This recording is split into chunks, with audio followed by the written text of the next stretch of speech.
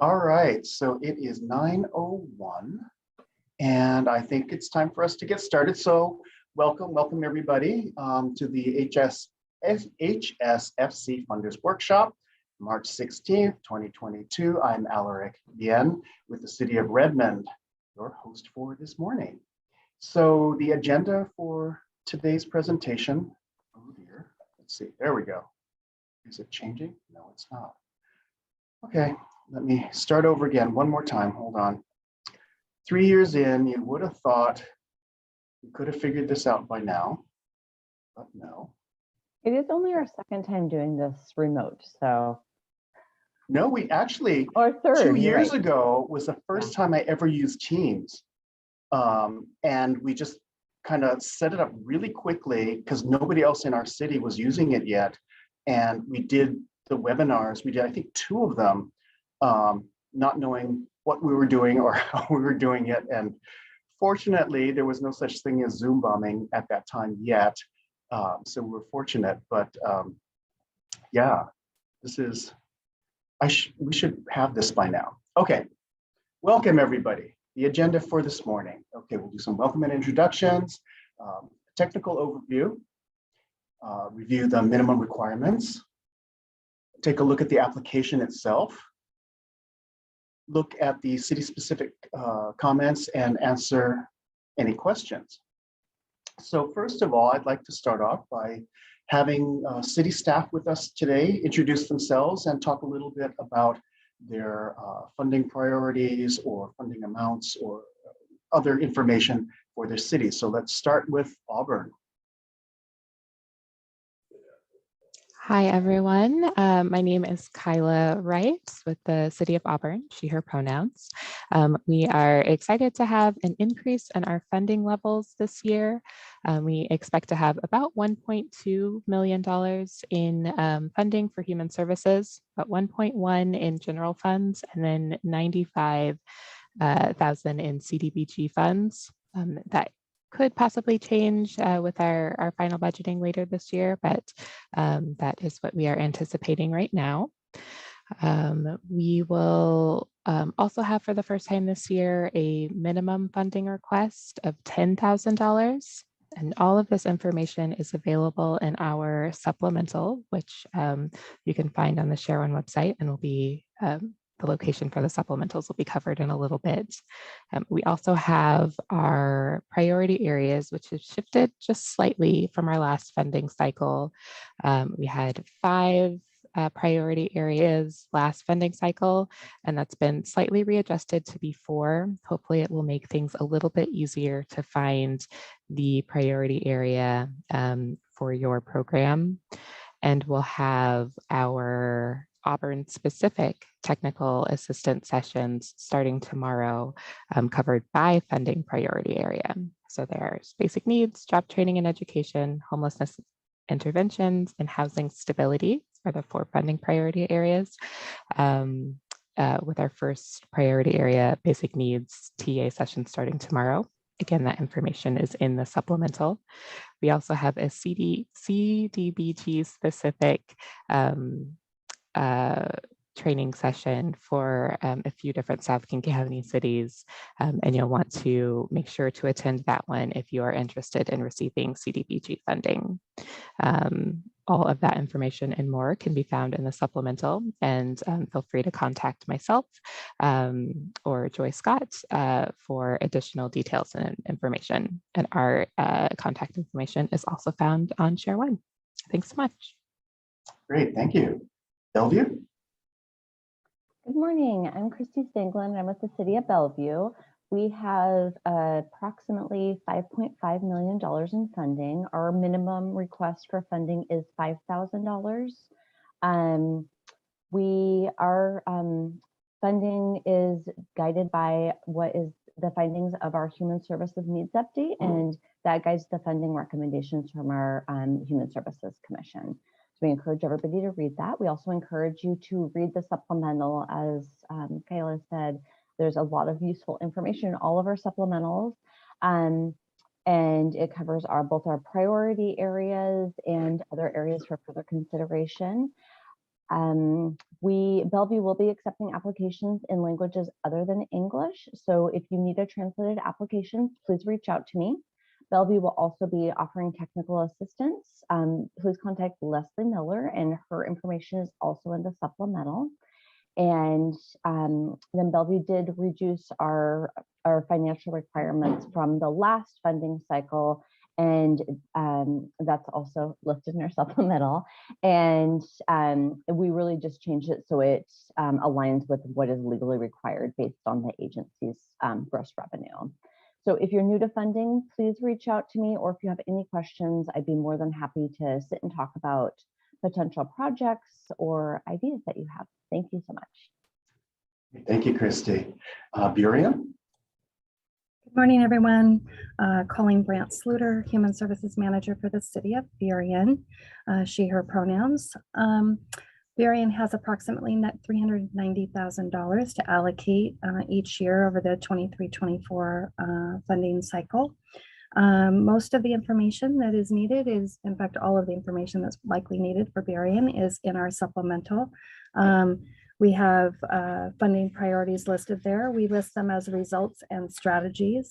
I will call your attention to an important piece to our supplemental, and that is that applicants to Burien must upload Burien's supplemental, providing no more than one written page that lists the results your program's services address, any of the strategies provided that your program uses to address those results, and how the agency implements those strategies. I'm happy to answer questions. My contact information is in the supplemental as well.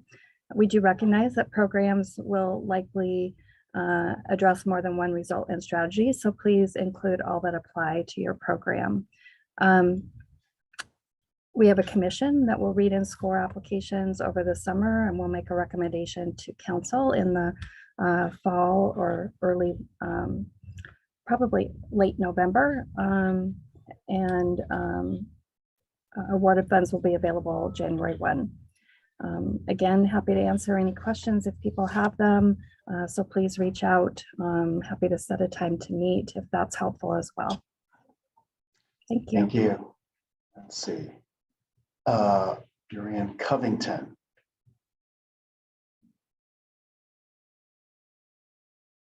Is Julie here? No? Okay, how about Des Moines? Yes, good morning. My name is Rochelle Sens. I'm here from the city of Des Moines. Much like all the other cities, all of our information can be found on Shared One.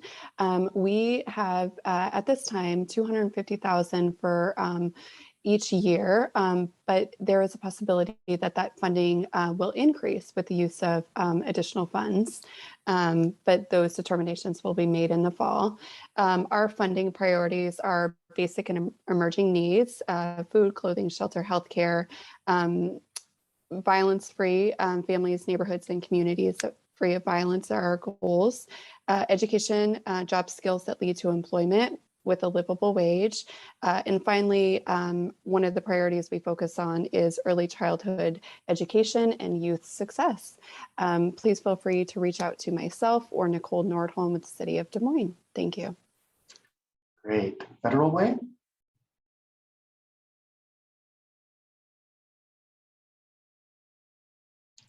Sorry about that. I was just looking to see if Fawn have been able to join us yet. I'm Sarah Bridgeford. I'm the Community Services Manager, and it doesn't look like Fawn is on, but Fawn Sivangzai is the coordinator and a great contact for anybody who is wanting to seek funds from the City of Federal Way. As other cities have indicated, a lot of information is in our supplemental, including our priority areas, the funding amount, which is estimated to be about $650,000 per year, including both general fund and CDBG funds, so those federal funds. We do have a number of technical assistance options available to applicants. And again, if you just take a look at the supplemental, you'll see all of those details. And Fawn, who is not here, will be a great resource, but you're welcome to reach out to either one of us. Thank you. Great, thanks. And all the staff contact information is listed on the Share One app website as well, so they're easy to find. Issaquah. Thanks, Valerie. Good morning, everyone. This is Monica Negrillo, Human Services Manager with the City of Issaquah. Many similarities with the other cities. One thing that it might be slightly different, the City Council recently adopted a Human Services Strategic Plan. So the Human Services Commission will use the information and the priorities in the strategic plan to inform the grant funding recommendations. Again, similar with some other cities, the Human Services Commission will work on making those recommendations to City Council in the fall. These will then be integrated in the city's budget process. So really, we will not hear about the final recommendations until the budget process will be approved in late fall. Typically for Issaquah is late November. And again, then with anticipated contract and the funds available January 1st. If you have any questions, feel free to reach out to us. I'm gonna let next Hannah introduce herself and talk a little bit about some other details. Thank you. Great. Thank you so much, Monica. I'd like to introduce myself. My name is Hannah Roberts. I am the Human Services Coordinator for the City of Issaquah. Just a few things that I want to add in which Monica mentioned is that our minimum funding requirement or request is $4,000. I also want to encourage, if you have any questions or needed technical assistance, please reach out to us directly. Again, that information can be found on ShareOne app. So would like to just encourage folks, if they have any questions about the application process or assistance with that, do not hesitate to reach out to our staff. Thank you so much. Thanks, Hannah. I'm not sure if Kenmore is in the room. Anastasia, are you here today? If I skip over you, we can come back. Kent. Good morning, everyone. Thanks for being here this morning. I'm Marina Hanson, the Human Services Manager for the City of Kent. And we anticipate having approximately 1.2 million available for 2023, 2024. We do additionally have some ARPA funding that will be allocated for human services projects, but we're still in the process of determining how we will be allocating those funds. So we will have more, but we're not entirely certain yet if they will be allocated through this application process. But we will keep you posted on that. And I will turn it over to Lori Guilfoyle for some more specifics about our supplemental and Kent's process. Good morning, I'm Lori Guilfoyle. And in this supplemental, you will see we have several technical assistance workshops listed. You're welcome to sign into those. You can stay a few minutes, you can stay the whole time. They really are to answer your questions that you might have about the process. And we are available to help if you're not able to join those. You're welcome to send an email to us. Our human service priority areas are listed in the supplemental as well. And our commission does the review and recommendation based on those human service strategies. So thanks, and do please call us if you have any questions or email. Thank you. Thanks. Kirkland. Good morning. My name is Antoinette Smith. I'm one of the Human Services Coordinators for the City of Kirkland. I just want to talk about real quick some of the items in our supplemental. City of Kirkland has 1.3 million to spend each year. We also have a volunteer Human Services Commission that are tasked with reviewing applications, and they develop a funding recommendation that is presented to City Council for consideration.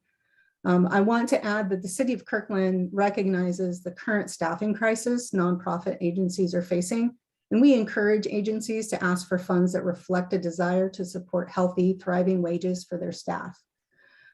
Again, I am Antoinette or Annie. I will be the lead for all grant-related questions for the City of Kirkland. My contact information and just our general contact information for human services is located in the supplemental. And we look forward to working with all of the folks who are in the coming months and assisting you through the application process. And I'm going to pass it off to Reggie. Did you want to introduce Jen? She's coming. Oh. Yes. Hi, everyone. I'm Maggie Schifiger. I'm the Youth Services Coordinator for the City of Kirkland. Just one of the 3 team members from Kirkland that also assist with the grant process here. And I'll hand it off to Jen. Morning, everyone. Jen Boone. I'm currently serving as the interim human services supervisor with the city of Kirkland. And just to emulate what Annie had shared in her earlier comments, we would really encourage, especially agencies that are not currently receiving funding through the city, to reach out to us directly so we can sit down and talk with you and answer any questions you may have. And again, all of our contact information is located in the supplemental. Thank you. Thanks. Redmond? Oh, I'm Redmond. I'm Alaric, but Brooke, you go. Hi, everybody. Welcome. I'm Brooke Buckingham with the City of Redmond, and this upcoming cycle will have about 1.6 million per year, which is a little bit of a bump from prior cycles. We are getting ready to adopt a Human Services Strategic Plan, so our Human Services Commission will be reviewing proposals with that lens in mind. We don't have specific funding priorities necessarily, but we definitely are looking at proposals that address the diverse needs of our community. And also just to echo, if you're new, and we are just always available and happy to connect with you about your proposal and ideas that you have before you apply. So please reach out to Alaric or myself. All of this information is in the supplemental, and we look forward to receiving your applications. Thanks. Renton.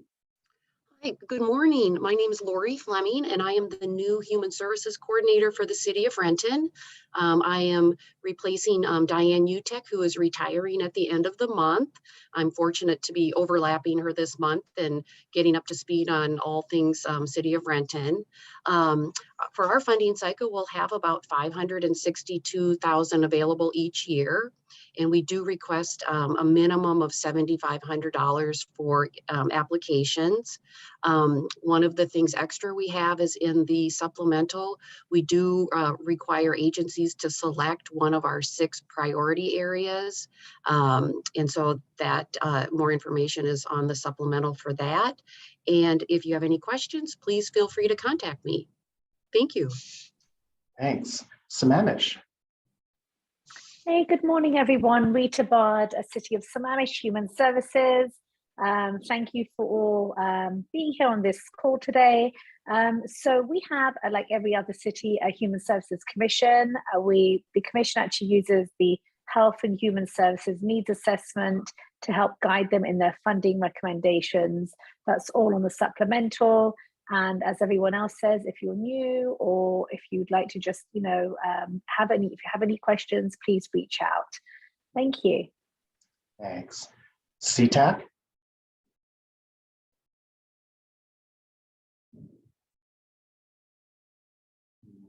Okay, let's go to Shoreline. Good morning. Hello, my name is Bethany Walbrook Dunn, and I'm the Community Services Manager here at the City of Shoreline. Just a quick update from us regarding our program for the next 2 years. We are looking at approximately $450,000 in general funds available each year. And as others have stated, if you have not received funding from us in the past, I really encourage you to reach out to us prior to submitting an application, just so we can make sure that you're on track and we can just share some additional information on the City of Shoreline's processes. And we will be making decisions, or we'll have a recommendation completed by the end of summer. So just keep that in mind moving forward. And again, my contact information is in the supplemental information. Thanks. Hey, Tequila. Good morning, everybody. Stacy Hansen, Human Services Supervisor for the City of Tukwila. A lot of what has been shared by the other cities is also true for the City of Tukwila. We do have $430,000 that we'll be allocating for this next funding cycle each year. And it's so important to double check the supplementals for all of your cities.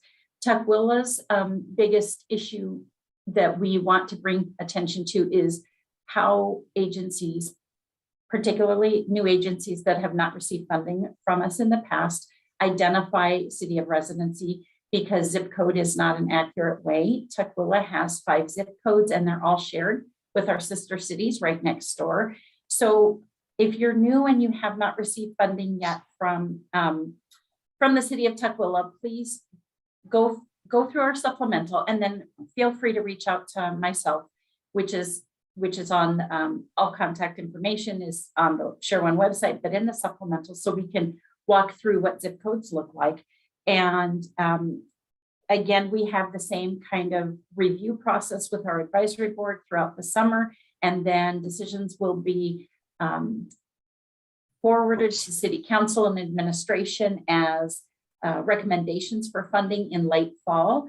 I will also encourage folks, because our friends at the City of SeaTac, who we also share most of our zip codes with, I do know that that is an issue for the City of SeaTac, and both of us have included on our supplemental that if you're brand new and you move forward through the beginnings of the review process, we will ask for a list of who you've served in that you believe you've served in our city, a redacted list of addresses, no unit numbers, no names, no anything, just an actual street address.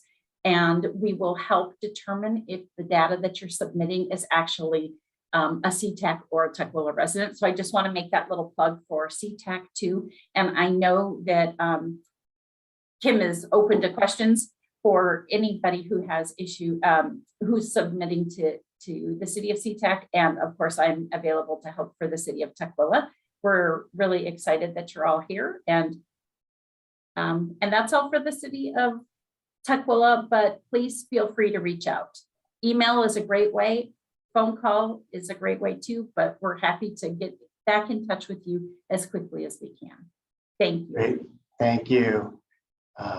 Okay, so I see a bar on the top of the screen. I don't know how to get rid of it, but okay, let's continue on. Whoa, okay, let us start. I don't see my notes. Hold on. Okay, so on the application process page of ShareOne app, where we're going to start, you will find information on lots of things that are useful, things like the minimum requirements for the application, the application questions in Word format for your reference. And this is really useful if you have multiple people working on the same application. You can answer the questions separately and then later cut and paste your responses into the online form. There are instructions for filling out the program and budget upload spreadsheets. There's a list of all the service units and measurements, and a handy checklist for you to review before you submit your application, just to be sure that you don't forget anything.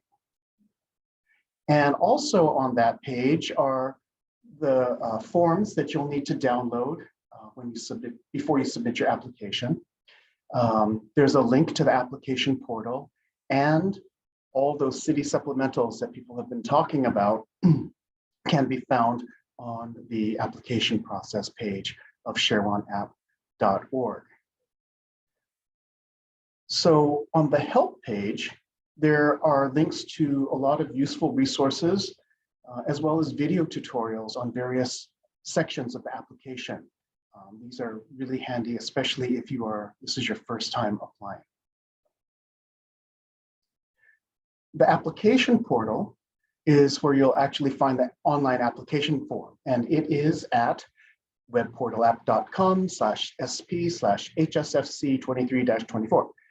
But I can never remember all that, so I just use the link on the ShareOne app website. It's a lot easier. The application portal is where you will access your agency profile, the online application for the 2023-24 funding cycle, and you can also access previous cycles applications and reports if you need to refer to them. When you go to the application portal, you'll see this login page. New agencies will need to create an account first. It's pretty intuitive, but there are detailed instructions on the help page, and that's at www.shareoneapp.org/help. If you are an existing agency, you already have an account. Please do not create a new account. I will say that again, do not create a new account. It messes things up. After the after the workshop yesterday afternoon, we went in and saw that a couple of agencies had started new accounts, and we've had to clean them out and merge them and tie them back together. So if you, the reason why you don't want to create a new account is that you won't be able to access your previous applications and reports. And if you're not sure if you already have an account, let's say you applied last time, but you didn't get funded, you do have an account. If you're not sure, contact the help desk. If you don't remember your agency's password, there's a handy little forgot your password link that you can use to reset it.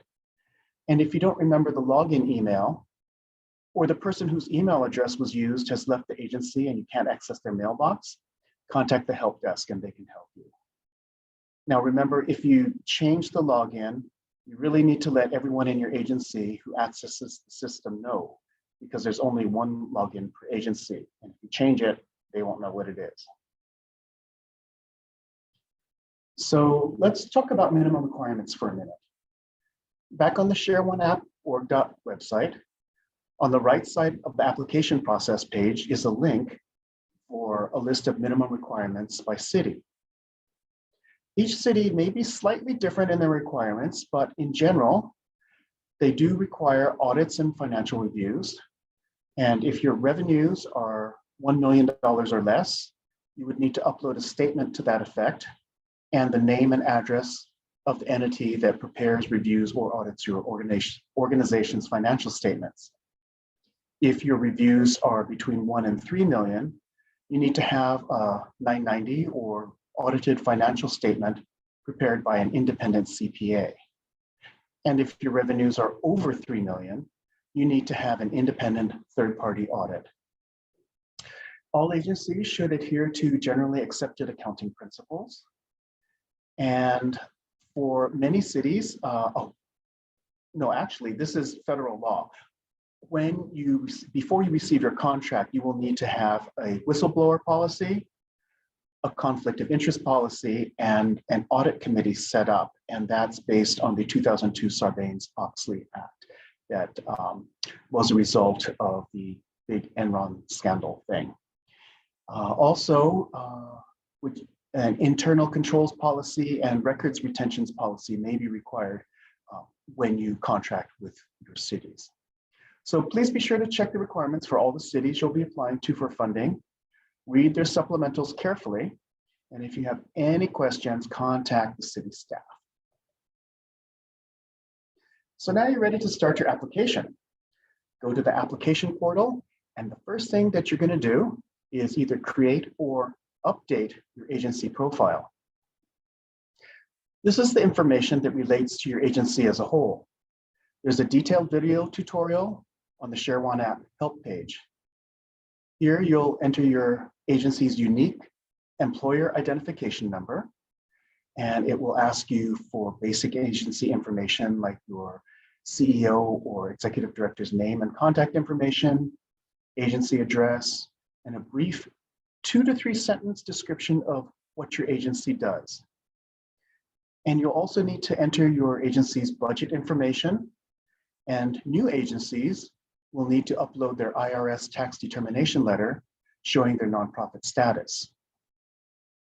All agencies will need to enter their 2021 actual agency budget, their 2023 estimated agency budget, and the percentage of BIPOC agency leadership and board members.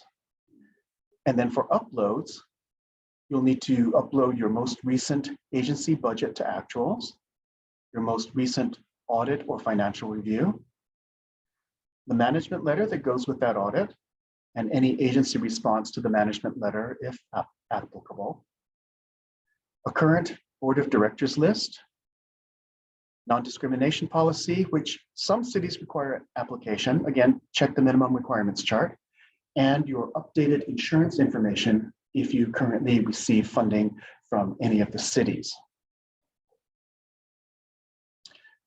So now your agency profile is complete. If you need to change anything at any time, you need to update your insurance information because it expired, just click the edit button on the profile card, and then we're ready to start your first application. So here I've already started my application by clicking on the card that says add another. I'm going to continue my application. So I click on the program card that I've already created. It shows your agency name and then the name of your program. And my agency name is Awesome Agency, and my program is The Best Program Ever. If you're applying for more than one program, you'll have cards for each program with the agency name at the top and then the program name afterwards. There's also a breadcrumb trail that shows you which program application you're working in if you're applying for more than one program. I've clicked on the program card, and on the next screen, I want to open the application. So I click the open button. Now I can start. If you want to save your work as you go along, click the Save Draft button at the top or the bottom of the page. Then you can safely close and come back later without losing your work.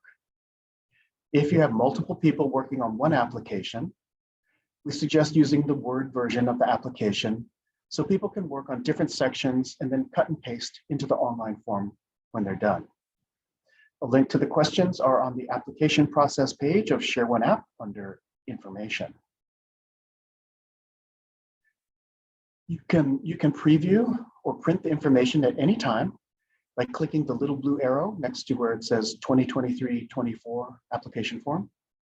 This is a good way to view and print the application before submitting. You can also view the uploaded files in this preview form mode.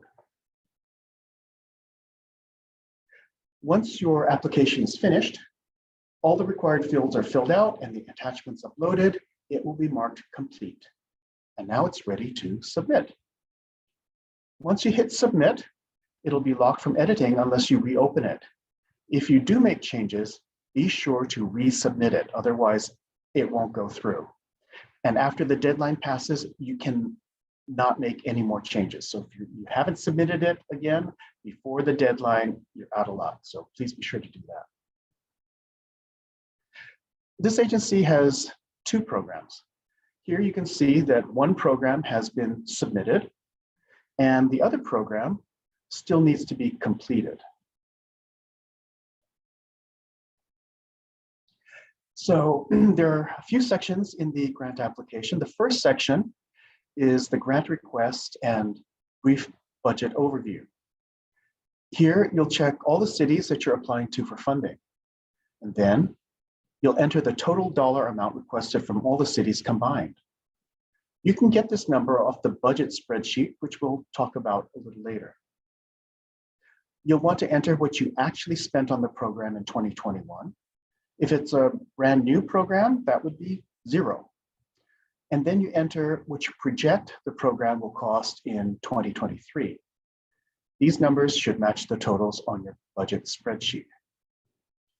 If there was an increase of more than 10% between 2021 and 23, check the reasons why, or check other and explain in the text field.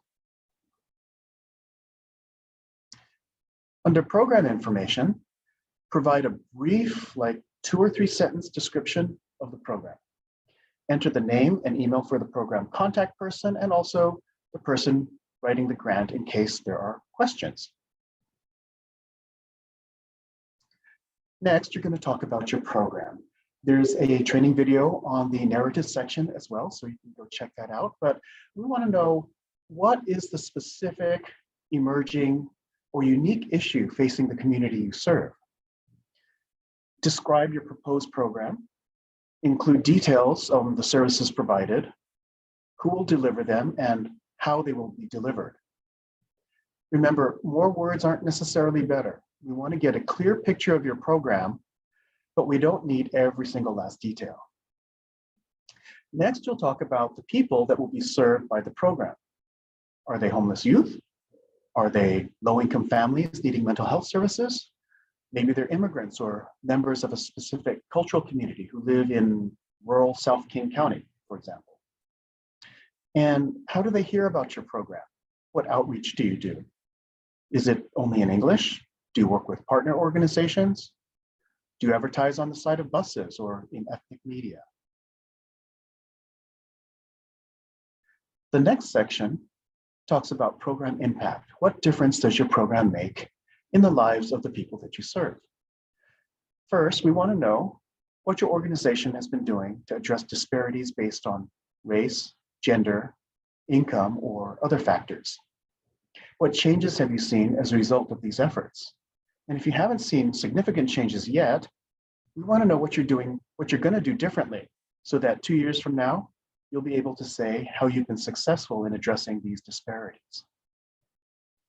Next, we want to know about your outcomes. There's a training video and information sheet on outcomes on the help page. And again, that's at shareoneapp.org/help. Talk about what difference your program makes in the lives of the clients that you serve. How do you know this? How will you measure it? Outcomes measure the quality of your program, not the quantity of the services you deliver. I'll say that again. Outcomes measure the quality of your program, not the quantity of the services you deliver. And we want to see this expressed as a percentage. For example, 85% of people attending our workshops will demonstrate a gain in subject knowledge as measured by a pre and post test. Or 65% of our employment clients will be placed in a living wage job as defined by whatever within 6 months of enrollment. Now, you're only required to report on one outcome, but you can track and report on a second if you like. Maybe it's also important for you and your funders and your donors to know how many of those employment clients actually stayed in their jobs. So a second outcome might be 90% of clients receiving job placements will remain employed for at least 6 months. And this will be measured by a telephone survey of all the clients at the 3-month mark. Did I say 3 months or 6 months? 3 months. For program accessibility, we want to know what percentage of your staff identifies as Black, Indigenous, and people of color. What mechanisms are in place to make your services affordable to all populations. If all your program facilities are accessible to people with disabilities. What cities or neighborhoods you provide services in. How accessible is your program by public transportation? Do you have to pay for parking? Maybe you provide after-school transportation to your site, or your staff provide in-home services. Are you open in the evenings, on weekends? How do you accommodate clients' varied schedules? And how accessible are your services in terms of language? Do you have bilingual, bicultural staff? Do you offer translation and interpretation services? What happens when someone with limited English calls or walks into your front desk? And finally, how does your program prioritize services? Do you have wait lists? Do you triage cases based on need? Do certain funding sources have priority over others? And then there's a section where you can provide any additional information you think might be useful to reviewers in making a funding decision. This is totally optional, but we wanted to allow you to highlight anything that wasn't covered in the previous questions. Then you'll have to complete and upload 2 things: the program budget detail spreadsheet, and if you're applying to the City of Auburn, Burien, Covington, Federal Way, or Renton, there are additional questions that you will need to answer and upload. So let's take a look at the budget spreadsheet. Download the template from the application process page. That's at shareoneapp.org/application. There's also a video tutorial on the help page. If you've received funding from any of the HSFC cities in 2021, you'll want to enter those amounts in the 2021 awarded column. If you didn't receive any funding, then you can just leave it blank. In the 2023 requested column, enter the amounts that you're requesting from each city for this cycle. These cities need to match the boxes that you check at the beginning of your application. So make sure that those match, those boxes and the amounts that you put on these city lines. And the difference between 2021 and 2023 will auto-calculate. You don't need to do anything. In the next section underneath, You will report on other sources of funding and use the text box at the bottom to explain your in-kind or other revenues. Then on the expenses side of the page, list your actual expenses for the program in 2021 and what you expect to be spending in 2023. That third column is for how much of your projected expenses you are asking the cities to pay for. So I just totally made these numbers up, but you can see what a sample budget spreadsheet might look like. Here we've got our 2021 revenues in column B, and they total $52,000 down at the bottom. Column C is what we're expecting in 2023. And if you can see it, we've got $500 in-kind revenues. And I've noted that in the box at the bottom that is donated office space. So I want to say that this PowerPoint is also available on the ShareOne app website. And you can, if it's small, because I know it's kind of hard to read, you can download this PowerPoint and blow it up. On the expenses side, we spent a total of $52,000 in 2021, and that should pretty much match the revenues that we reported. For 2023, the revenues and expenses should also match, unless you're expecting a surplus or deficit, which you would then explain in the box that says surplus deficit 2023 explanation. If the difference between 2021 and 23 is greater than 10%, and here you might be able to see that it's 15%, provide an explanation in the application narrative. Some reasons might be that you're projecting to serve 50% more clients, so your expenses are up, or your rent went way up, or maybe last time you didn't calculate the full cost of providing services, and you're correcting that this time. Whatever it is, make sure to explain it. In the last column, column I, this is the city's share of expenses. So here you can see I'm requesting a total of $16,300 from 4 cities. So that number must match the total for the cities on the expenses side. And in this example, I put most of it into salaries and some of it into benefits. The rest of the expenses are paid for by other sources. On the second page of the spreadsheet, you're going to enter your service units. What service is your program providing? There are 35 categories that you can choose from on the drop-down list, and you can also find them on the help page. Things like counseling or legal services or therapeutic daycare. There's a video tutorial on the help page, and if you're still stuck, contact your city staff to help figure out the most appropriate service for what you're doing. Next, you'll want to say how you're measuring those services. Is it by 60-minute sessions or maybe by bed night? Are you counting the number of phone calls? There's a drop-down list with 24 different units of measurement. And again, if you need help, please contact city staff. They're very friendly people and they are more than happy to help. Please be sure to briefly describe your service unit measurement. Let's say you're a food bank and your service is food. Well, that doesn't tell us very much. Measurement might be either pounds of food or meals. Explain how you're defining that service unit and how you're measuring it. And then in the next section, you'll enter the number of service units that you provided to each city's residents in 2021. How many you expect to provide in 2023, and just like with the budget, the projected service in 2023. How many of those service units will be paid for by each city that you're requesting funding from? The city funded numbers cannot be bigger than the 2023 projected numbers for any city.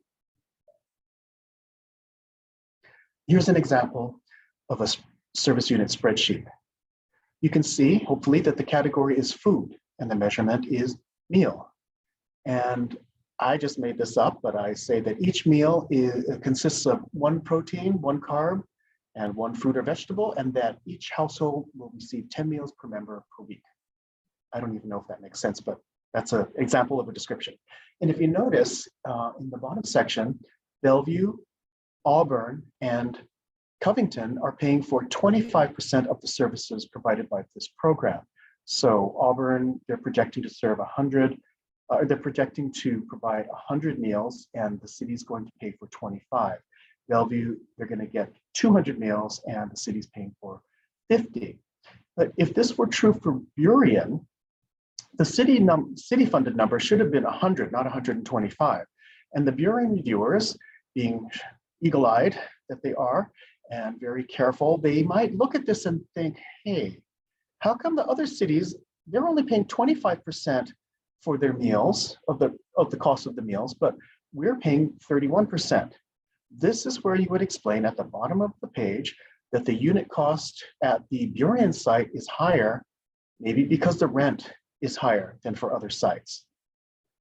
You can have up to 3 service units per program, so you would do the same thing for service units 2 and 3. The residence is the third sheet in the spreadsheet, and it's pretty straightforward. Again, the city-funded column is either the same or less than the total number of residents that you expect to serve in 2023. Some cities, particularly in South King County, have multiple zip codes that cross city boundaries. So please be sure you know how you're going to be tracking each of the city's residents. And I will let Stacy come and talk more about zip codes in Tukwila, Seattle, SeaTac, down south.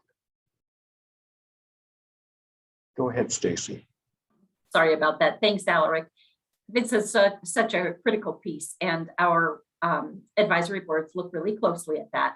Like I mentioned earlier, we have 5 shared zip codes. And so if we're already funding you or have funded you in the past, then you are aware of this. But for new applicants particularly, we will ask you for a redacted list of street addresses. It doesn't have to do with city or zip code, just a street address, no unit numbers, no other information, just to ensure that the data, if you shared with us that you served 30 Tukwila residents, we would like to see 30 Tukwila addresses on there, and we will confirm that with you. And if there's any discrepancy, we'll let you know that this is definitely not a Tukwila address. And oftentimes what we're seeing is even residents will put on their driver's license or other utility bills that they are in the city of, let's say Seattle, for instance, if their zip code's 98168.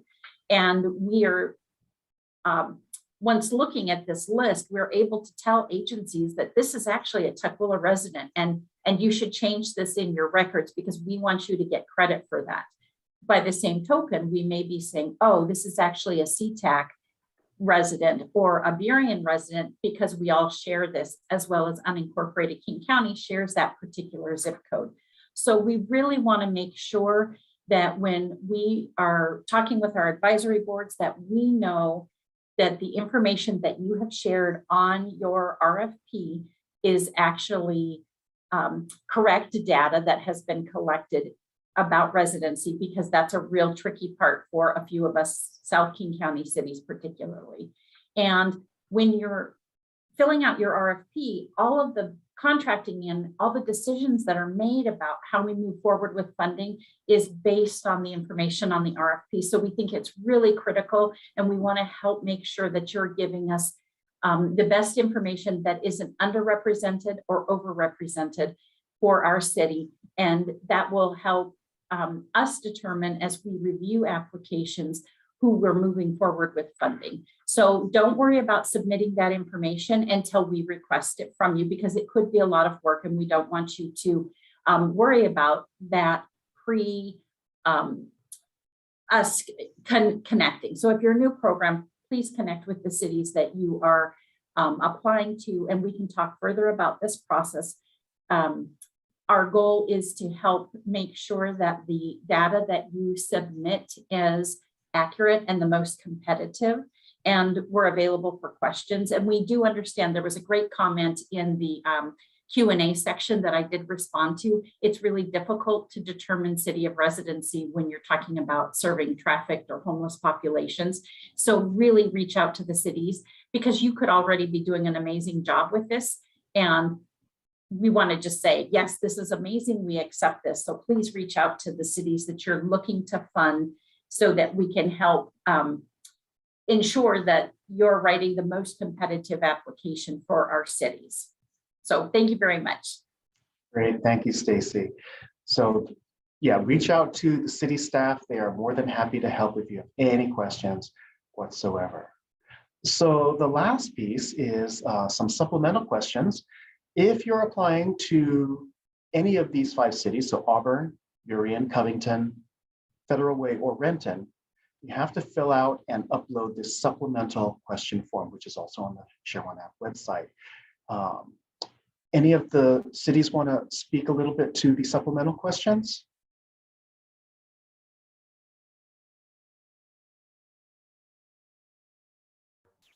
Hi, this is Kyla from the city of Auburn. I can speak to it a bit.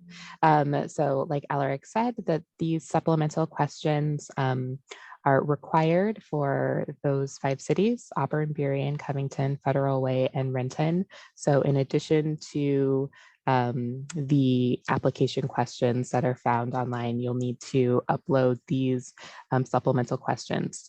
All 5 cities have questions in the same PDF. So it's a fillable PDF. You can put in the agency and program name and check which cities you're applying to.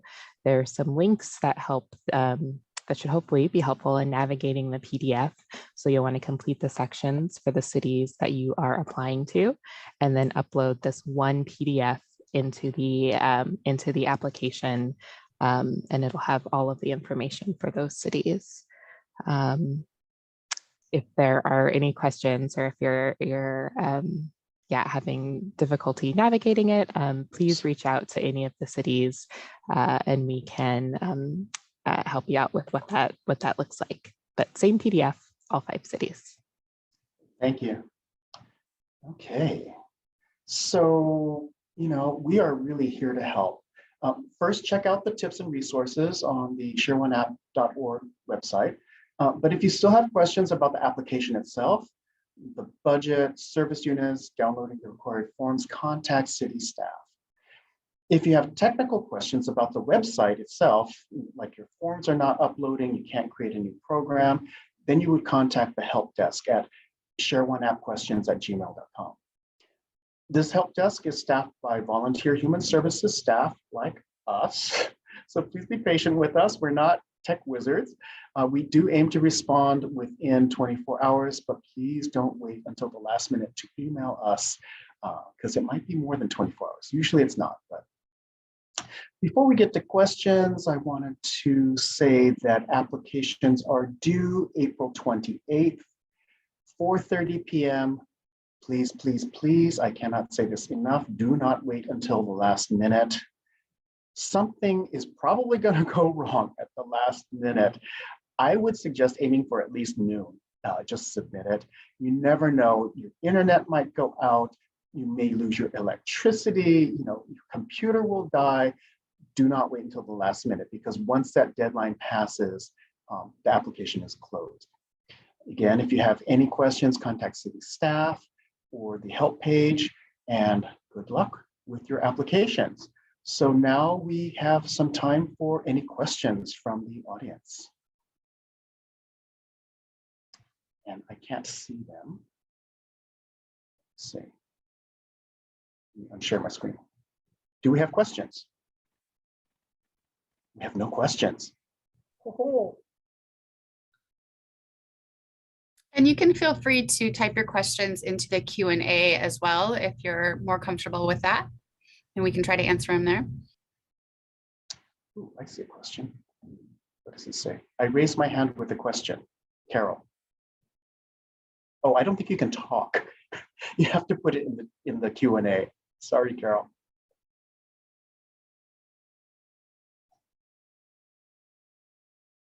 We'll wait a couple of minutes. Maybe she's typing, I don't know.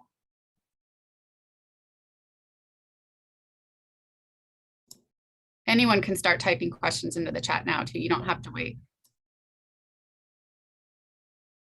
Who's our host for today? Jen, would you like to sing a little song?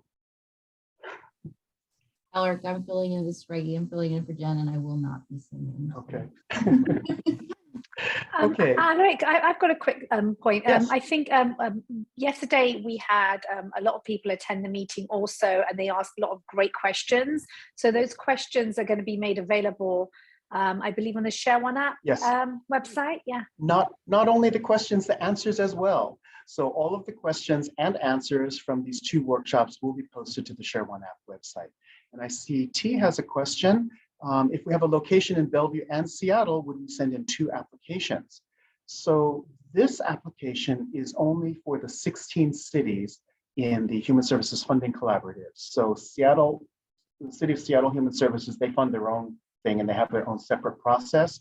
So you would create an application just for your East Side services out of your Bellevue office. And then Gretchen is a potential new applicant and asks if an organization serves all of King County, so potentially could apply to many or even all cities. Is there a primary contact to run a situation by rather than calling 16 different contacts? Yeah, so 16 different, well, yeah, if you actually are serving residents in all 16 cities, I would suggest talking to all of them if you're a brand new program. What we can try to do is arrange one meeting with all of the cities that you need to talk to, so you don't have to say it 16 different times, and it'll save everybody a lot of time and energy. So please do it like right after this. Do it right after this workshop. Email all of the cities that you're thinking of applying to and try to see if you can set up a meeting with them. Another option might be to email them all together if we can't get all of the cities together. Carol asks, I was given direction to create a new account with a generic name, and today I heard don't create a new account. Okay, so I wonder if that was me that said that. I don't know. If you are an existing agency, do not create a new account. Okay. If the account was linked to somebody's email who's no longer with the agency, then we need to change that email, and we can change it. We can change the email. You need to talk to the help desk, but it would still be the same account. We're just changing the login email. So I hope that answers your question. Contact the help desk if you have questions. Oh yeah, the retired EDs. So I'm assuming that you probably shut down that mailbox. You don't have access to that mailbox anymore. So email the help desk.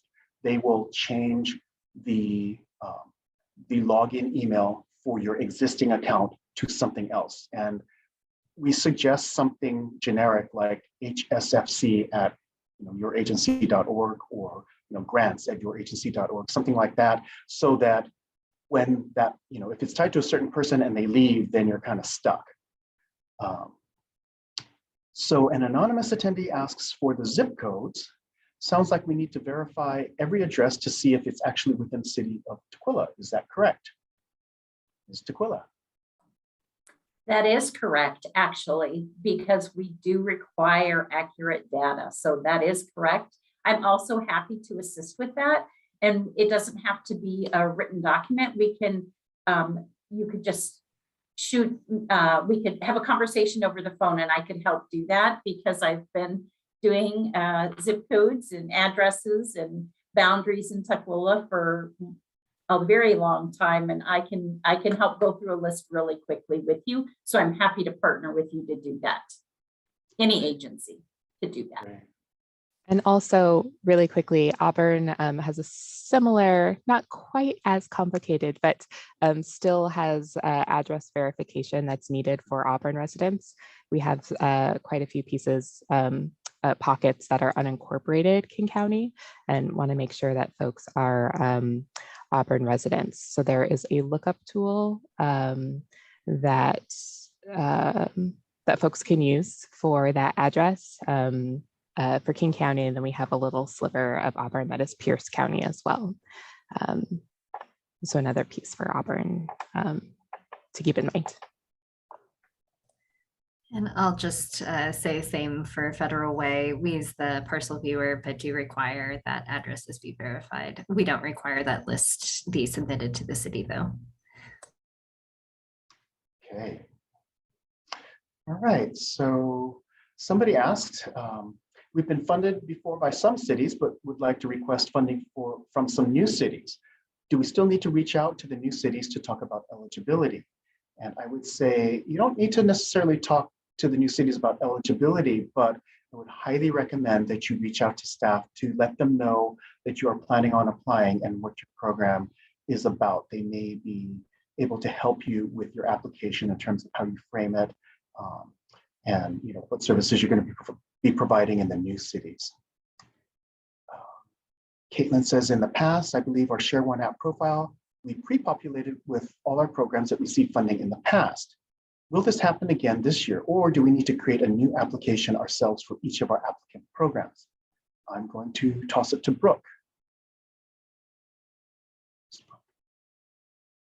Oh, Brooke.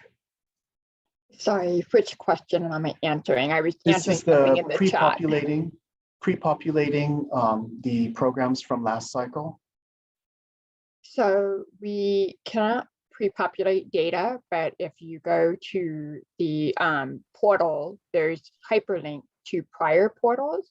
And when you click on the hyperlink to the prior portal, you'll have access to your prior application. And we would just suggest that you could print that out. Printing it out doesn't really help with copying and pasting, or you could open 2 web browsers and help copy and paste data that's still relevant for this cycle. Yeah, so it's not going to pre-populate, but you can access last cycle or 2 cycles ago, the application, the answers to your application questions, cut them and copy them and then paste them into the new application. One caveat is make sure that you review what you're pasting, because a lot of times people forget to check and the information is not quite correct. It's out of date. So be careful about that. Hey, Alaric, this is Lori. Can I also say regarding the profile, there is a new question in the profile. So do make sure when your agents go in and do your agency profile, make sure that is up to date. It is about your leadership and board members and the population that they reflect. And So also please the make sure financials need to be updated, right? Yeah, all of those things. Thanks. So Gretchen says, if you're thinking about all 16 cities, you do need to really look at the 16 city supplementals to ensure that they're a fit for their priorities. And let's say that really it's only 10 cities. So then, yes, you should reach out to just those 10 cities to see if you can set up a meeting. That is correct.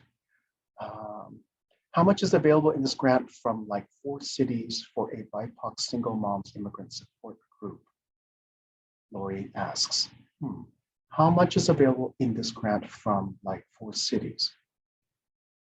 Not sure I understand the question, Lori. Anybody want to take a stab? Alec, I'll answer for Kent. Generally, I would say about 60% of our grants are between $10,000 and $30,000. And then we have a percentage that is, between $30,000 and $50,000. And we have very few, I think 2 grants that are over $50,000. So I think you could expect from Kent that a range and the grant that's around $10,000 to $35,000 is kind of a typical ask, and it's a more typical award.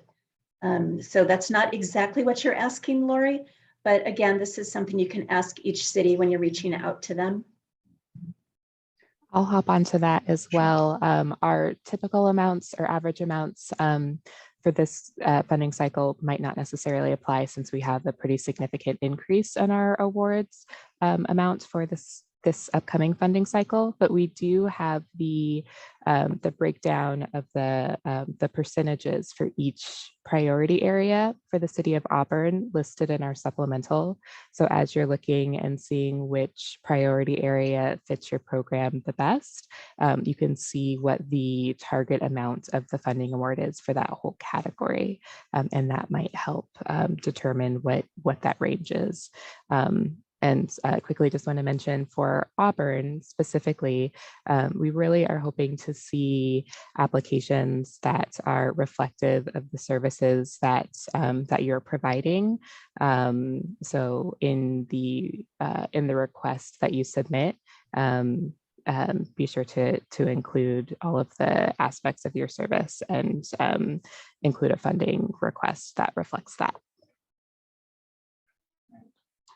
And then Christy reminds us that in the agency profile, we also need to update our agency insurance and the certificates of insurance.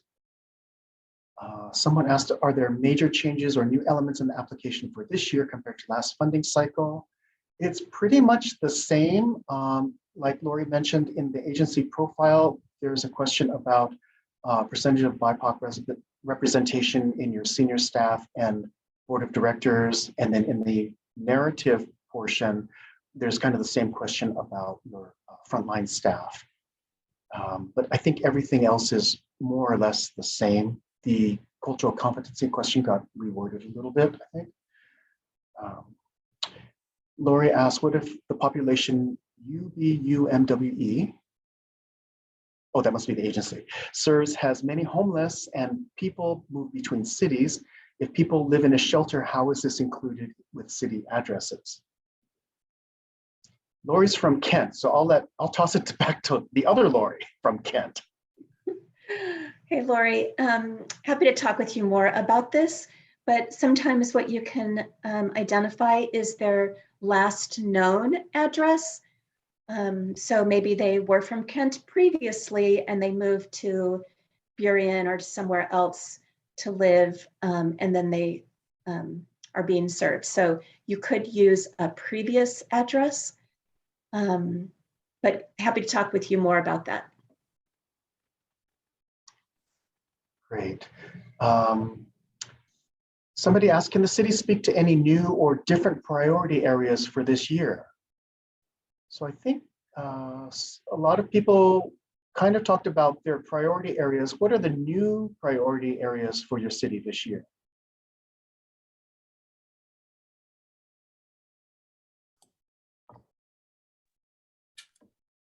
Alec, I'll just jump in for Burien. Ours didn't change drastically. Our strategies changed though. I just think that taking a look at each city's supplemental will really help determine what we're looking for in this funding cycle.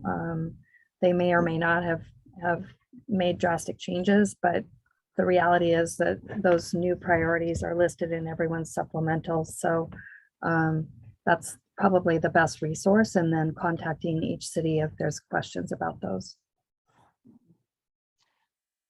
Okay, my questions are like moving around. So let me see. Gretchen says, I'm a grants consultant and here on behalf of a few nonprofits, one who receives HSFC funding, HSFC from some cities, and another two who never applied. Both nonprofit leadership staff are extremely busy with their program work. Curious if it would be okay for me to be the person to have some initial conversations with cities, especially more preliminary convos to ensure that it's a good fit to submit, or if I should really encourage the EDs or nonprofit staff like the development director to communicate directly with the cities. And I see Stacy madly nodding her head. You wanna say something, Stacy? Thanks, Alaric. I talk to grant writers. I will talk to anybody from the organization or representing the organization who's going to be writing the application, and just really highlight the importance of the data that we need. And they may have to go back and talk to the ED, or they may want to have a staff person talk about how they're collecting data, how they're serving our residents. I'm open to it. So, and that's for the city of Tukwila. I'm more than happy to talk with, and have done so in the past, somebody who's representing organizations. So thanks. And I think that would be true for all of the cities too. Yeah, I'll speak for everybody. Okay. I thought I saw a question from T asking about if they had been funded by the city of Bellevue before. They're new. And so I would just suggest contacting Christy at the City of Bellevue, and she can look it up, and probably she can also see if your organization was funded by other cities as well. So contact Christy. Ulrich, there's a question I would like to comment on and welcome Sure. others to join me.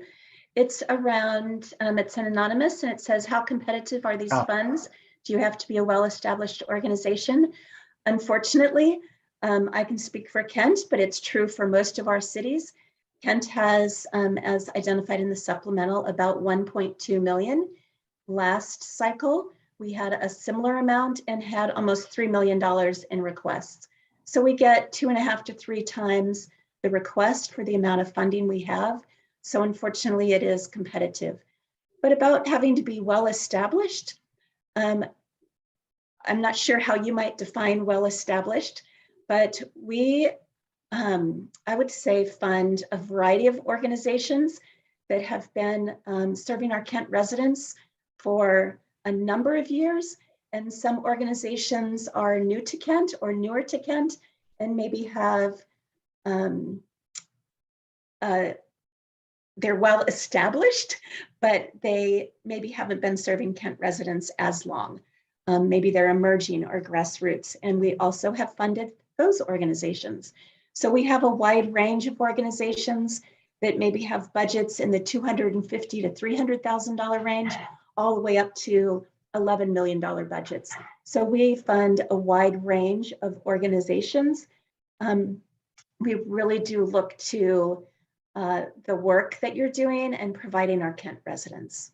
So I think that's probably fairly typical, but welcome any other cities to join in. I'll just jump in really quickly and just reiterate what I've been sharing. This is why your data collection is so important for us, because we will do a grant of $1,500 in the city of Tukwila. We don't have the same level of funding that our great big neighboring cities have, because we're a smaller community. However, if you are a well-established, whether you're a well-established nonprofit or you're starting out, but you are showing us that you have served our community, that's how we're going to look at making funding recommendations. Is, are you serving our residents, and are you providing a service that isn't already being provided to our residents? So really important on that data collection. And if you have additional questions, please feel free to call any of us.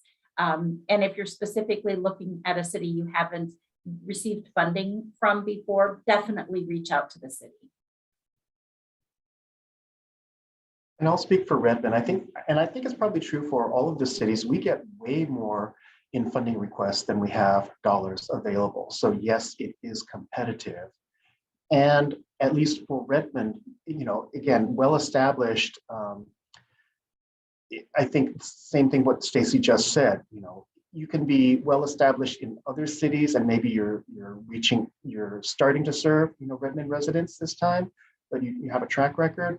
Or maybe you haven't received funding before, but you've already been serving our residents. And that's why I always tell organizations, you know, way before you start applying, if you haven't already, start tracking, you know, like, well, for us, it works. Track the zip codes, you know, so that when you apply, you can say, yes, over the past 2 years, we've already been serving, you know, 50,000 Tukwila residents or whatever. And now we're asking for support because this is unsustainable. So Stacy, write us a big check, right? So I think if you have additional questions, especially if you're new, I cannot emphasize enough, reach out to the cities that you're thinking of applying to for funding.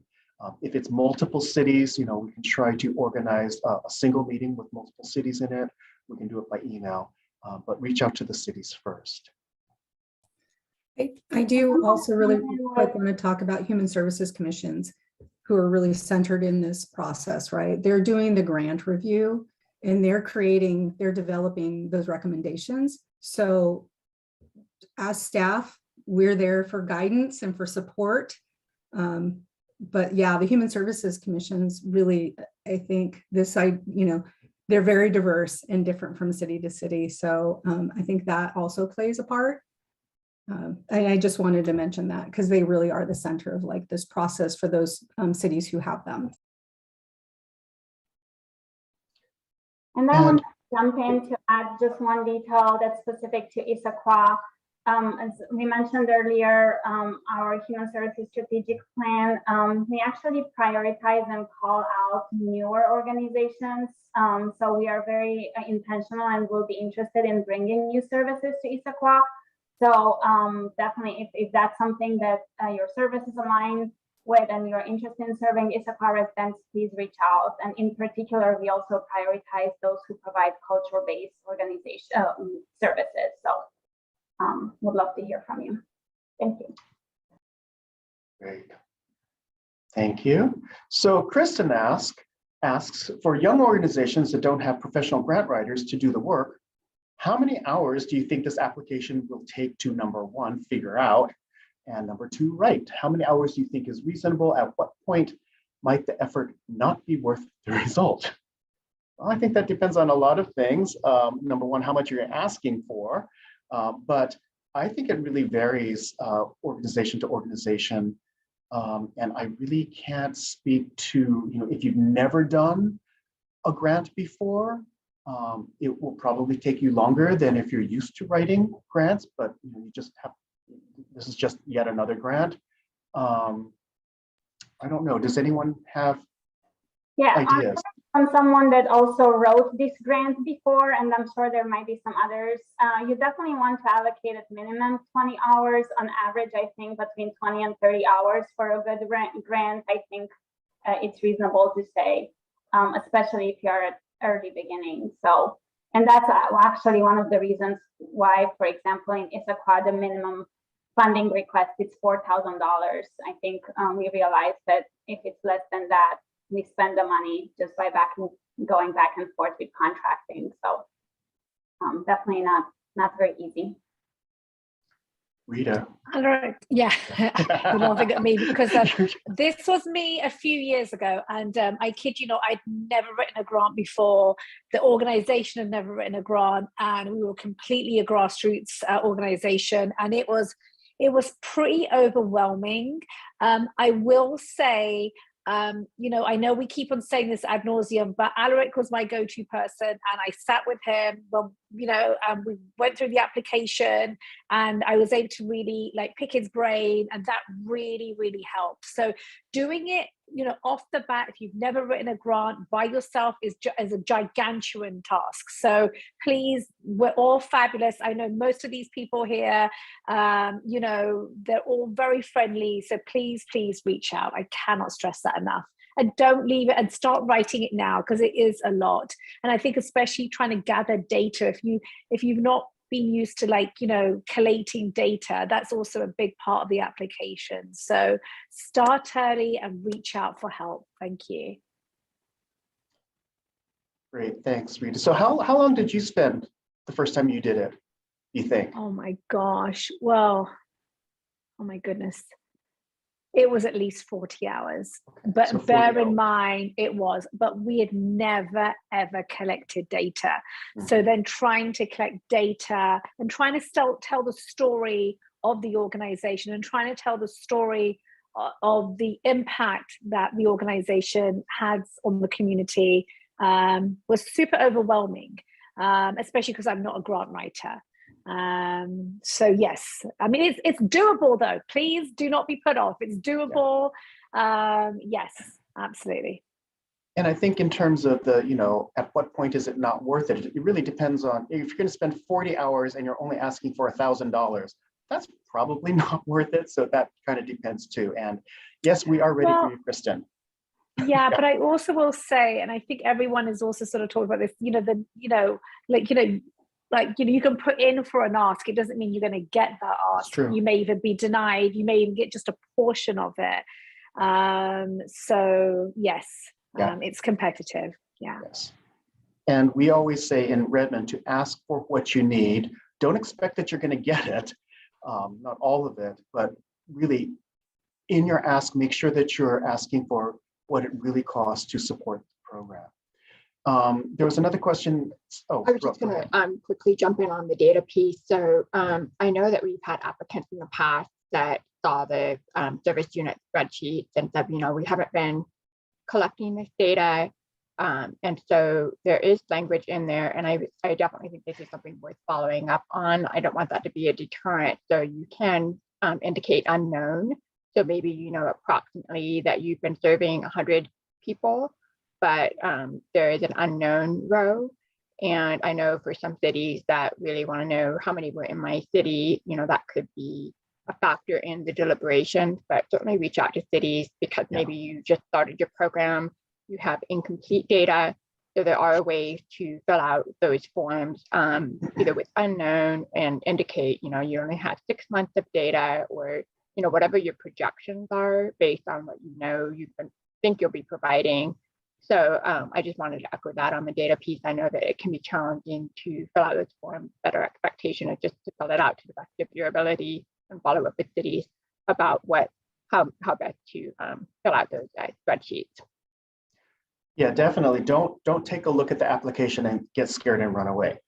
Talk to city staff. We can help.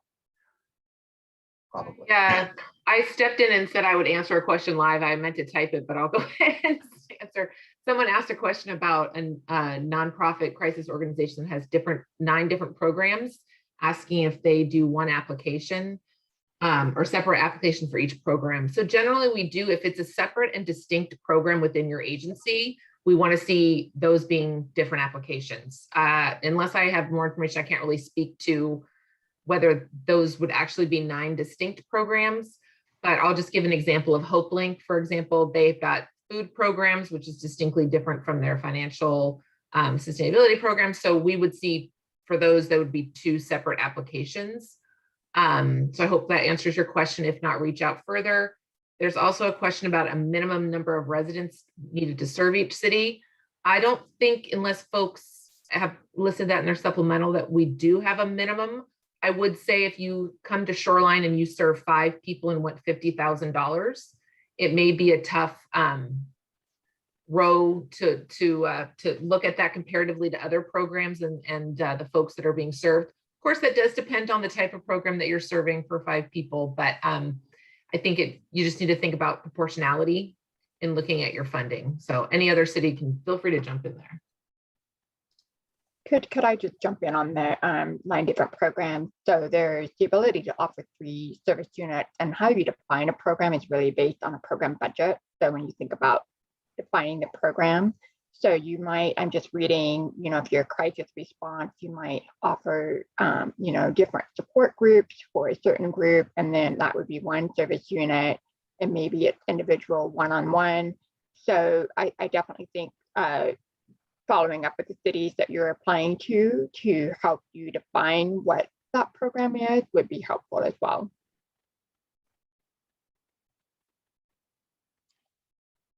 Okay, somebody asked if we've been funded before, should we expect to request the same amount of funding from the different cities? Should we expect to request the same amount? I think you can request whatever you need to request. I'm wondering if you mean, should you expect to receive the same amount of funding from the different cities? And it really depends. It's, again, a very competitive process. It depends on the priority areas for each of the different cities. It depends on your past performance as well. Maybe you contracted to serve 100 clients this last year, and you served 5,000 something, and you're going to ask for a lot more money. I think it really depends. Anyone else want to jump in on that one? No? Okay. I thought I saw a question about CTAC. They are still in the pool. And we don't have a staff person from CTAC here on this call today, but they were here yesterday. Please do reach out to them. All the contact information is on the ShareOne app website. And then somebody asked if a grassroots program has participants from 6 different communities, how much funding from each city would be realistic given a budget might need to be $50,000? So I think somebody just mentioned about proportionality. If we are serving, I don't know, 100 people total, and it's 50 from one community, 25 from another, and 25 from another, that's only 3, but then probably the asks should be proportional. So if you're asking 50,000 total, it would be 25,000 from that first city and 12,500 from each of the other 2 cities, because you're only serving half as much in their cities, if that makes sense. Let's see. This funding is for 23-24, but you only need to see projections for 23. Is that correct? Yes, that's correct, Carol. Because we're assuming that probably 24 is going to be pretty similar to 23. Are there any other questions that I missed? There's one, I'm not sure that it's been answered. It looks like maybe it was a follow-up to another question about insurance. So just wanted to take a minute to say the minimum requirements for insurance for each of the cities is listed on the ShareOne website under minimum requirements. I think it's the second page of that document. Has a breakdown of what the minimum insurance requirements are for each city, and they can be different from city to city. So make sure you're really taking a look at that. For Auburn specifically, our insurance requirements had changed from the beginning of the application period last year. For folks who are currently contracting, they're the same. They were changed at the end of, 2020, I think. So folks who are currently contracting have the same insurance requirements. If you applied last cycle, it's different than they were at the beginning of the last application cycle. But again, take a look at those minimum requirements for details for all the cities. Great, thanks. And I think, but I'm not sure, I think Christy typed that in as we were talking about things to update on the agency profile. So that's another thing. But definitely, yeah, check the minimum requirements because some of them have changed. And again, for insurance, what we're asking folks to do is to have their insurance agents print all the certificates of insurance naming the funding cities as additional insured, put them all into one PDF and upload that. And I know Annie had a comment about insurance yesterday. You want to speak to that, Annie? Yeah, so Kirkland requests those separately sent directly to us or to our grants email address. One thing I want to add, because I've heard a lot from folks is that, well, you know, city A or city B only requires us to have these items for the COI or certificate of insurance. And yes, that's true. They do differ, but City of Kirkland does have specific requirements as well. So there's little room, I think, for some folks to alter that. So there are other things that, you know, we can accommodate for the insurance portion, not so much. So feel free to reach out to us too, and we can work with you on figuring out what those requirements are. We have a checklist for folks. Yeah, and that's all I wanted to add. Great, thanks. Can somebody clarify regarding insurance? You would only upload the insurance PDF in the profile after you're funded, after you're awarded funding. Correct. So if you're a new organization, you do not have to get insurance for all of the cities and to apply. So it's once you're funded, you will upload insurance. Everything else is required before applying, the financials and things like that. But don't worry about the insurance until you're funded. Yeah, and that information, I'll speak for Kirkland, is part of the contract. I'm sure that's usual. That's the same for everybody. So the specifics will be in the contract if you are like receiving funding. And I'll also say though, if you're a new organization and you have no insurance and you think that you're going to get funding, don't wait until January 1st to start looking for insurance. Because the contracts start January 1st and we expect you to be providing services January 1st. So start talking to insurance agents. Will organizations, oh, go ahead. But also don't pay for insurance before January 1st. It gets expensive. Yeah, because there's no guarantee that you would actually receive funding. Well, you will know by December, right? If you're going to get contracted or not. Will organizations receive extra points or be penalized for having or not having BIPOC staff or board? Will they get bonus points or penalty points? Bethany's shaking her head. I can jump in a little bit too, just to clarify that each city has their own separate review process.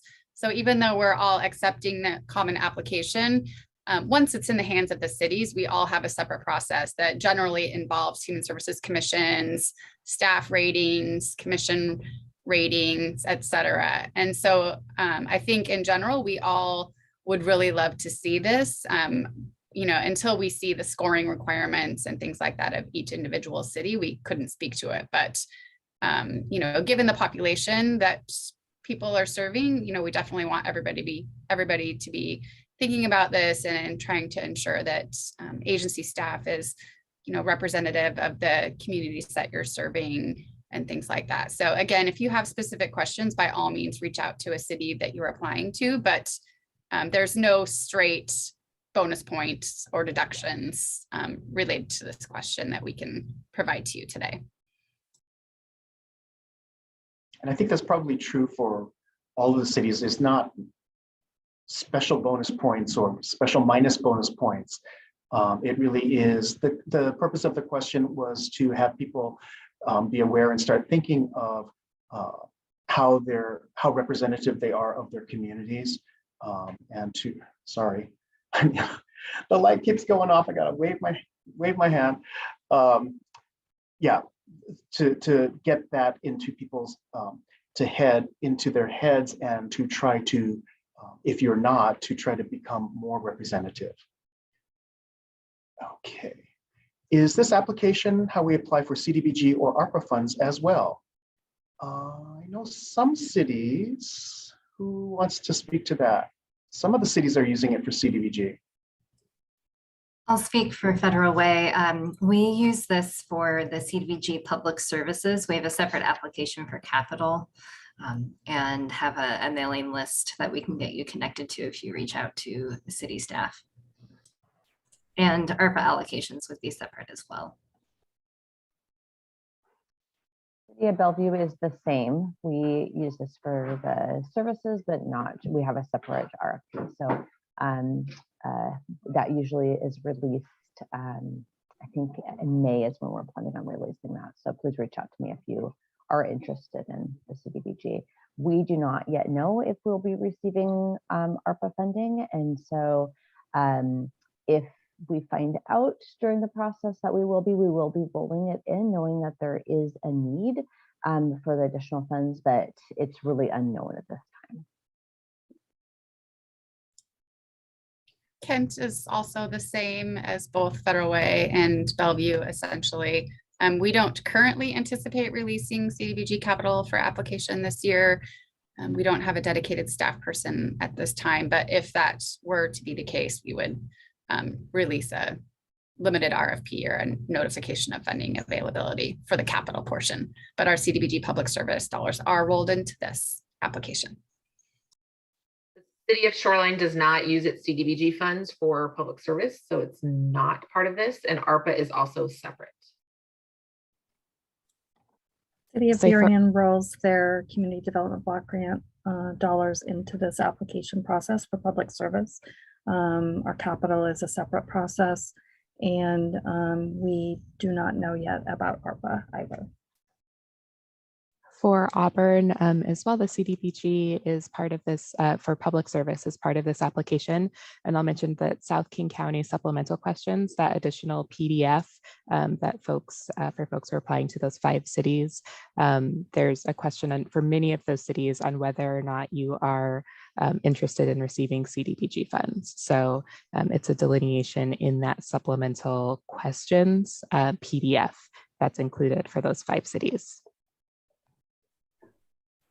And I can speak for Renton. We do not use CDBG for public services. We roll it into capital, and those are used for internal city projects. And so if I'm an agency applying, will I need to say, I want to apply to the CDBG pot or the regular pot? Or will staff help us figure it out? Christy's shaking her head. Our Human Services Commission determines that. So there's no reason to designate. But for Auburn, they would need to check, yes, we're interested in receiving CDBG.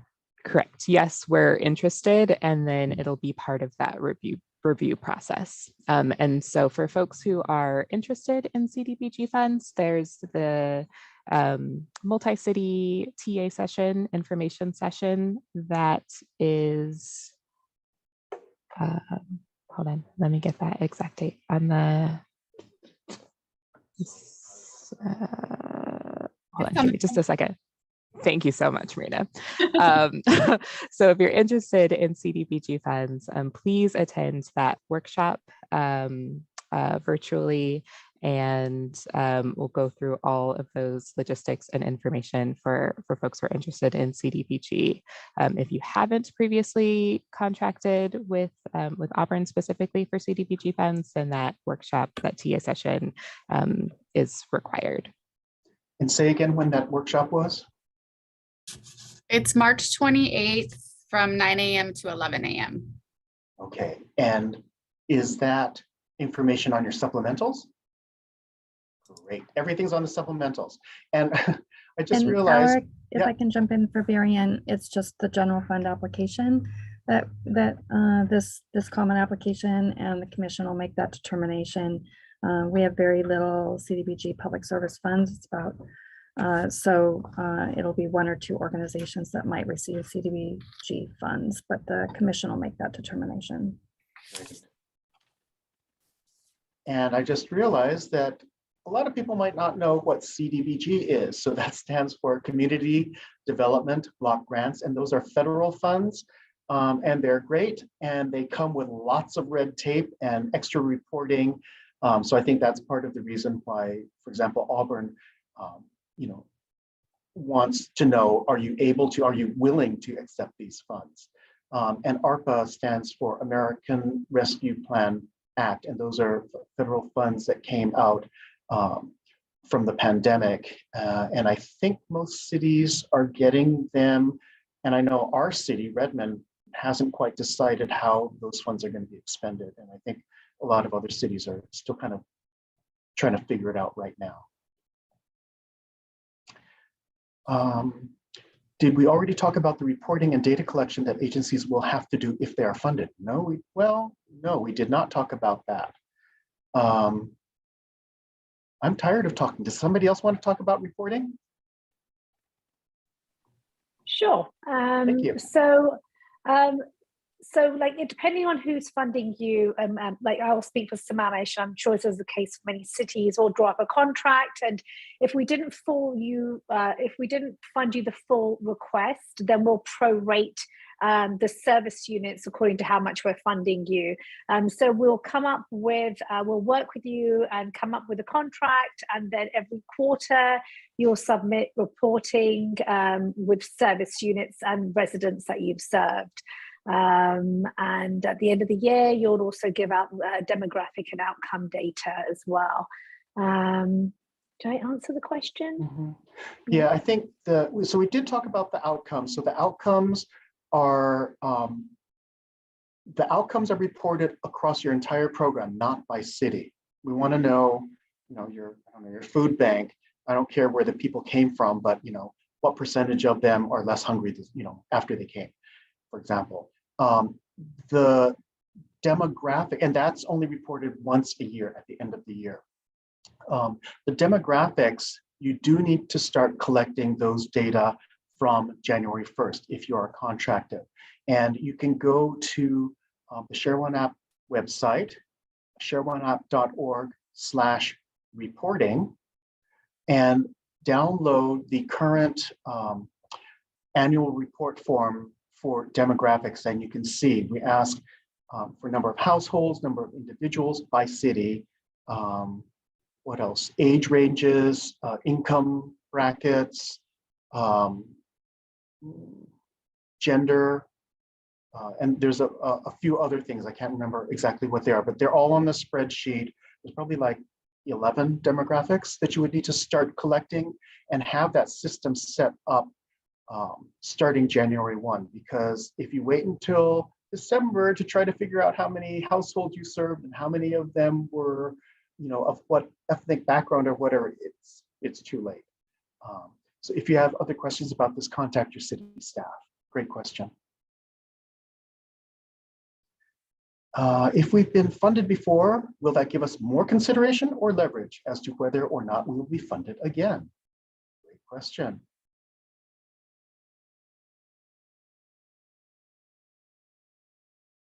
How do your cities handle it, Marina?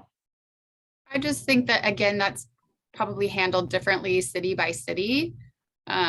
Sometimes it can feel tough to break in, but I think there are also cities and commissions who really want to look at it based on who you are serving and the difference you're making in the community. And there are new organizations or grassroots organizations that are doing amazing work. And so we try in Kent, I would say, really hard to ensure that those agencies have a fair shot at funding. Otherwise, we would all be funding the same exact organizations for, you know, the past 20 years. So I would definitely say don't let it be a deterrent if you have not received funding. And I would also say it's not fair to always expect that you will get the same level of funding, because that's just not how our community works.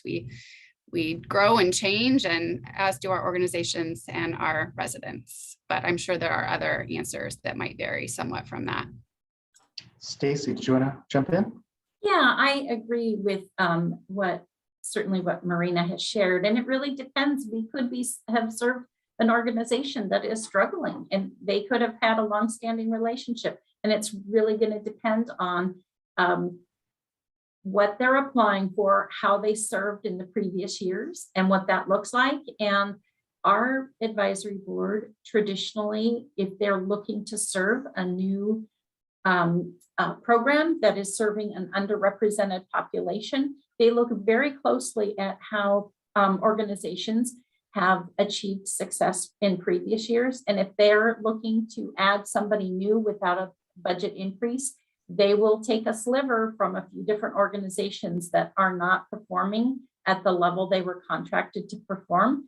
And we saw 4 new organizations funded our last funding cycle by our advisory board doing that, so we could make room for new organizations. So it really is, that data is critical, and the impact that you have on our community is critical.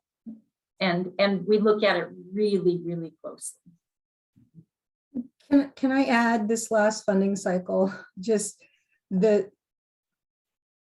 the pandemic, there was a shift for so many organizations where things that we may not have put at the top of the list for priority were all of a sudden, you know, we need to fund this now, and we shifted how we were considering even smaller organizations and what they were providing for the community. So I would say that as well, like it was really unprecedented, the things that we were seeing, the needs that were being highlighted that maybe the cycle before we hadn't considered as high a priority, right? So that may even shift again in this new cycle. I think it will depend. But like others have said, I just want to echo that I think it's for many of us looking at this more holistically, and the Human Services Commissions are really centered in that. I'll say that again, in how they're viewing and how they're reviewing these applications and the organizations and agencies that are providing these services.